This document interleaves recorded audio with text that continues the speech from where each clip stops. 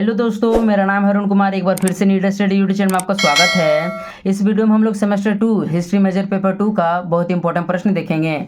आपके पास बहुत ही कम समय बचा हुआ है, आपका एग्जाम बहुत ही जल्द होने वाला है, इसलिए एग्जाम की तैयारी में जल्दी से लग जाइए। आपको सेमेस्टर 2 में हिस्ट्री का 2 पेपर पढ़ना है, पहला मेजर पेपर 2 और दूसरा मेजर पेपर 3। इस वीडियो में हम लोग हिस्ट्री का मेजर पेपर 2 का फर्स्ट यूनिट का बहुत इंपॉर्टेंट प्रश्न देखेंगे। प्रश्न हमारा क्या है? कुषाण कौन थे? कनिष्क की उपलब्धियों का वर्णन करें। फर्स्ट यूनिट का प्रश्न क्या है? कुषाण कौन थे? कनिष्क की उपलब्धियों का वर्णन करें। तो सबसे पहले हम लोग कुषाण के बारे में जान लेते हैं, यानी परिचय के रूप में हमारा पहला हेडिंग कुषाण होगा, ठीक है। उसके बाद हम लोग आगे देखेंगे। तो इसको देखते हैं। मौर्य साम्राज्य के पतन के बाद भारत कई छोटे छोटे टुकड़ों में बंट गया। इसका लाभ उठाते हुए कई विदेशी आक्रमणकारी मध्य एशिया से भारत आया। इन्हीं में से एक था कुषाण।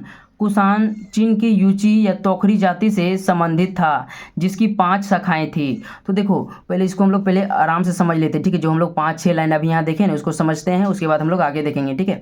तो जो मौर्य साम्राज्य है, मौर्य साम्राज्य के बारे में आप लोग सेमेस्टर 1 में भी पढ़े होंगे।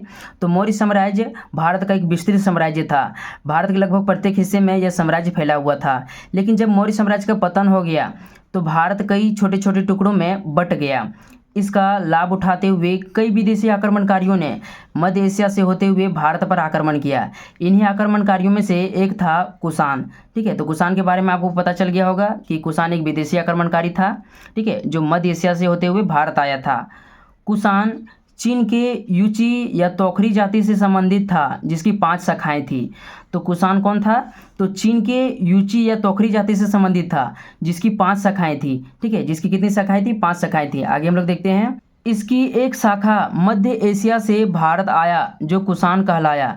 तो देखो, जो कुषाण था वह चीन के यूची जाति से संबंधित था, जिसकी 5 शाखाएं थी। तो 5 शाखाओं में से एक शाखा ने भारत पर आक्रमण किया, जो क्या कहलाया? कुषाण कहलाया। कुषाण वंश का संस्थापक कुजुल कड़फिसेस था। तो जो कुषाण सर्वप्रथम भारत पर आक्रमण किया था, यानी कि जिन्होंने भारत पर कुषाण वंश की स्थापना किया था, वही कौन थे? तो कुजुल कड़फिसेस था। इसको ध्यान रखिएगा।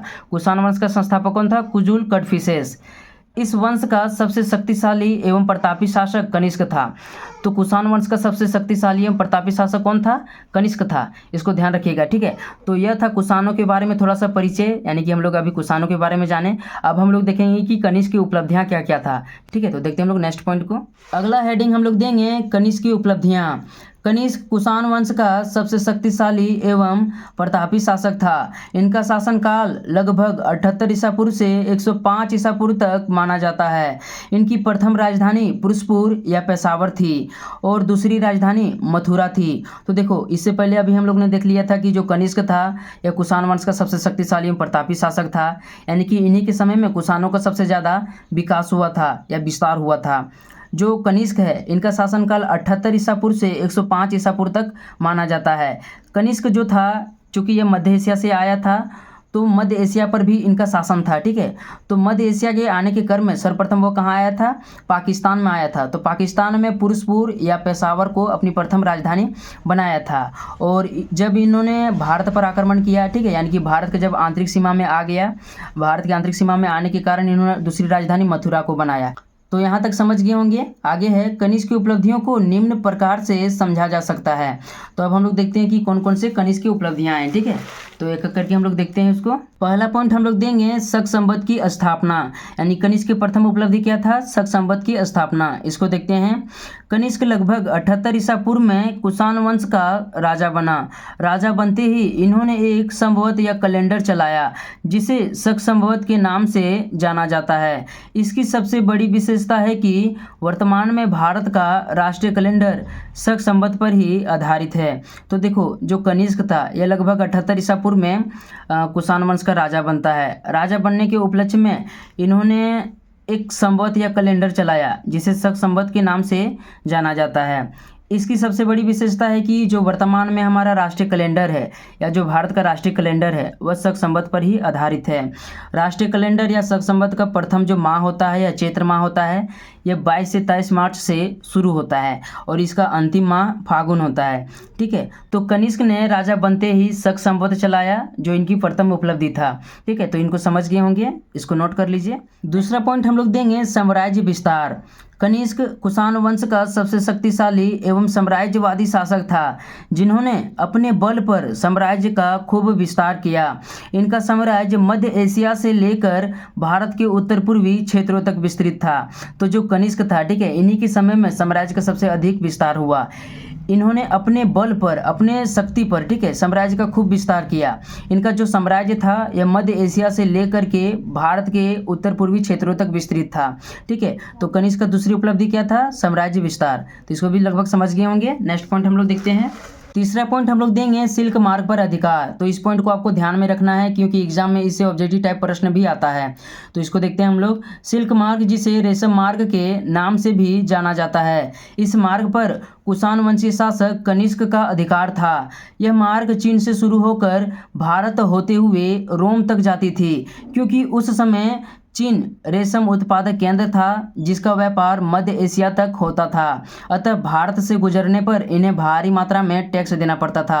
तो इसको बढ़िया से समझो, ठीक है। जो सिल्क मार्ग है इसे रेशम मार्ग के नाम से भी जाना जाता है। इस मार्ग पर कुषाण वंशीय शासक कनिष्क का अधिकार था। जो कनिष्क का शासनकाल था उस समय जो चीन था, ठीक है, वह रेशम उत्पादक प्रमुख केंद्र हुआ करता था। तो जो चीन से जो मतलब मार्ग शुरू होता था, ठीक है, जो व्यापार करने का मार्ग शुरू होता था, यानी जो सिल्क मार्ग शुरू होता था, यह भारत होते हुए रोम तक जाता था, यानी मध्य एशिया तक जाता था।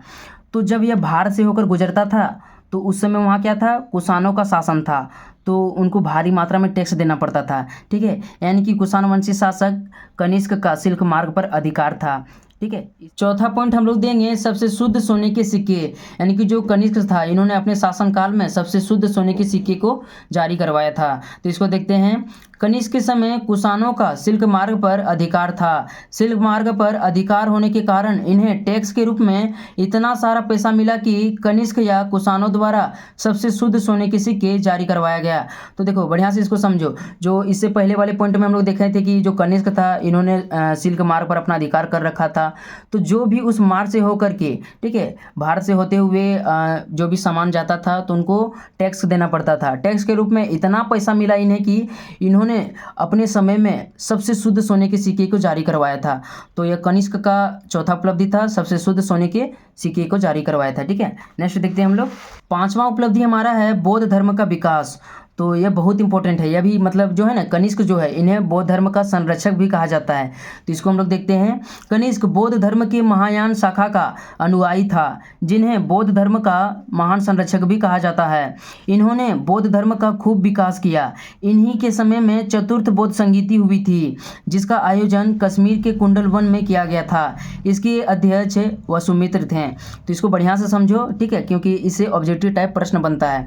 तो जो कनिष्क था ये बौद्ध धर्म के महायान शाखा के अनुयायी थे। ठीक है, यानी कि बुद्ध की मृत्यु के बाद जो बौद्ध धर्म था वह दो शाखाओं में बंट गया। जिन्होंने बुद्ध के उपदेशों को माना वे हीनयान कहलाएं, और जो बुद्ध के उपदेशों में कुछ अपने से भी जोड़े वे महायान कहलाएं। तो जो कनिष्क था, इन्होंने बौद्ध धर्म के महायान शाखा को अपनाया। किस शाखा को अपनाया? तो बौद्ध धर्म के महायान शाखा को अपनाया। इन्हें बौद्ध धर्म का संरक्षक भी कहा जाता है। यानी इन्होंने अपने टाइम में बौद्ध धर्म का खूब विस्तार किया, इतना विस्तार किया कि इन्हें संरक्षक भी कहा जाता है। ठीक है, इन्हीं के समय में चतुर्थ बौद्ध संगीति हुई थी। यानी कि बौद्ध धर्म में 4 बौद्ध संगीतियाँ हुई है, उन्हीं में से चौथा बौद्ध संगीति कनिष्क के समय हुआ था, जिसका आयोजन कश्मीर के कुंडल वन में किया गया था। कहाँ किया गया था? कश्मीर के कुंडल वन में किया गया था। इसके अध्यक्ष वसुमित्र थे। तो इन सभी पॉइंटों को ध्यान में रखिएगा। इससे यदि ऑब्जेक्टिव टाइप प्रश्न भी बनता है तो इसको आप अच्छी तरह से एग्जाम में लिख पाइएगा। ठीक है, तो यह पांचवा उपलब्धि था कनिष्क का बौद्ध धर्म का विकास। छठा उपलब्धि है गांधार और मथुरा कला का विकास। कनिष्क के समय में मूर्ति निर्माण कलाओं का सर्वाधिक विकास हुआ, जिसमें गांधार और मथुरा कला प्रमुख है। तो जो आपको यहाँ गांधार और मथुरा कला दिख रहा है, एक प्रकार की मूर्ति निर्माण कला थी जो सर्वप्रथम कनिष्क के शासनकाल में ही विकसित हुई थी। पहले हम लोग गांधार कला को देखते हैं। यह कला यूनानी और भारतीय कला का मिला जुला रूप है। इस कला में बुद्ध की सर्वाधिक मूर्तियां बनाई गई थी। तो जो गांधार कला थी, ठीक है, यानी कि जो कनिष्क का साम्राज्य था वह मध्य एशिया से लेकर भारत तक विस्तृत था। तो भारत के पश्चिमी क्षेत्रों में जिस कला में मूर्ति का निर्माण किया गया उसे गंधार कला कहा गया। यह कला यूनानी और भारतीय कला का मिला जुला रूप था, यानी यूनानी और भारतीयों का मिश्रण था। इस कला में बुद्ध की सर्वाधिक मूर्तियां बनाई गई, यानी जो गंधार कला थी यह बौद्ध धर्म से संबंधित थी। ठीक है, नेक्स्ट देखते हैं हम लोग। दूसरा कला हमारा है मथुरा कला। यह कला पूरी तरह से भारतीय कला है जो जैन धर्म से संबंधित थी। तो जो कनिष्क था, इनका साम्राज्य भारत के आंतरिक क्षेत्रों में भी था।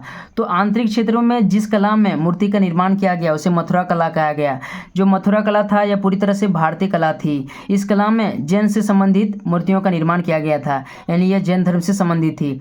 ठीक है, तो इन दोनों कलाओं को आप समझ गए होंगे। सातवां उपलब्धि है साहित्य का विकास। कनिष्क के समय साहित्य का भी काफी ज्यादा विकास हुआ। इनके दरबार में कई महान विद्वान और साहित्यकार रहते थे जिन्होंने कई महत्वपूर्ण साहित्यिक ग्रंथों की रचना करके साहित्य क्षेत्र में अपना अहम योगदान दिया। तो कनिष्क के समय में साहित्य का जो क्षेत्र था काफी चरम अवस्था में थी। इनके दरबार में कई साहित्यकार और रचनाकार रहते थे, ठीक है, जिन्होंने कई महत्वपूर्ण साहित्यिक ग्रंथों की रचना की है। उसको हम लोग करके देख लेते हैं। इससे आपका ऑब्जेक्टिव टाइप प्रश्न भी बनेगा, इतना फिक्स है। पहला पॉइंट हमारा है अश्वघोष। जो अश्वघोष थे यह कनिष्क के दरबार में रहते थे। इन्होंने बुद्ध चरित्र की रचना की है जिसे बौद्धों का रामायण भी कहा जाता है।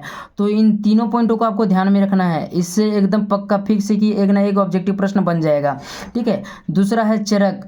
जो महर्षि चरक थे इन्होंने चरक संहिता की रचना की है।